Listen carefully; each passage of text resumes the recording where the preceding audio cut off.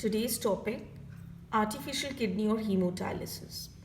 Children, I told you earlier that human body has a pair of kidneys and each kidney has the function what?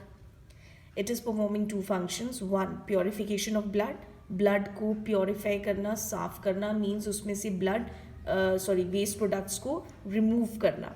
And second function is formation of urine.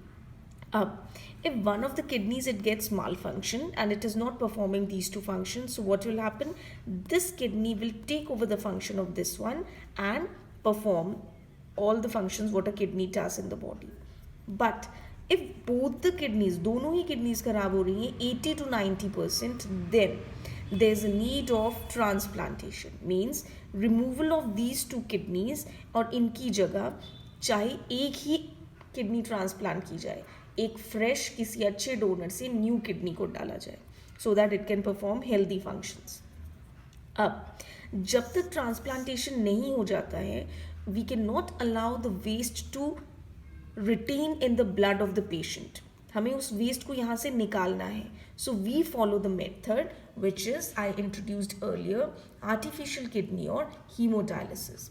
Let's focus on the diagram. Now this is a patient lying here whose one of the artery has been punctured. इसकी एक artery को puncture किया गया है जहाँ से blood लिया जा रहा है. ब्लड में हेपरिन मिलाया जाता है ताकि ये ब्लड बाहर निकलते हुए क्लॉट ना कर जाए. Heparin stops clotting. जैसे जैसे ये आगे बढ़ता जा रहा है, let me introduce first the dialysing machine. This dialysing machine is containing, you can see these dark pink colour tubes. इनमें तो ब्लड एंटर कर रहा है जिसमें, और इन ट्यूब्स की जो मेम्ब्रेन है, ये बाहर की जो मेम्ब्रेन दिख रही है आपको, it is semi permeable in nature. So what I told, blood is entering into these cellophane tubes which are semi permeable in nature.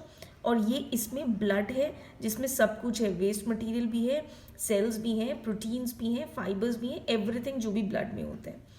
In tubes के बाहर घूम रहा है अ डायलाइजिंग फ्लूइड. इन ट्यूब्स के बाहर घूम रहा है अ डायलाइजिंग फ्लूइड. ये जो डायलाइजिंग फ्लूइड है, it is containing almost the same concentration. इसमें सेम ऑस्मोटिक कॉन्सेंट्रेशन है, means ionic concentration is that of the blood. Except इसमें क्या दो चीज़ें नहीं है. वन, सेल्स नहीं है इस सोल्यूशन में.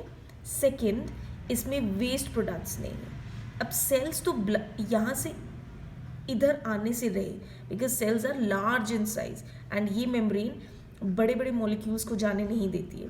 सो cells can not move out of the blood into the dialysing solution. But जो वेस्ट मटीरियल्स हैं, they are smaller in size. Water, solute, waste materials, they can move out of these tubes into this light pink colored solution.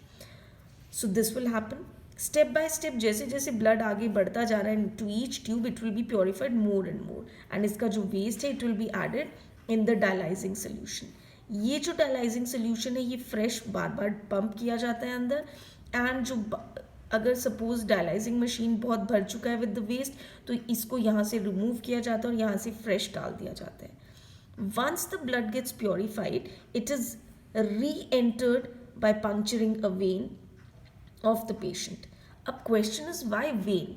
Because vein, children, it goes straight to the heart and वहाँ से ये जो when है ये सीधे पहले heart को जाएगी और हार्ट से इक्वल डिस्ट्रीब्यूशन होगा of this purified blood through out the body.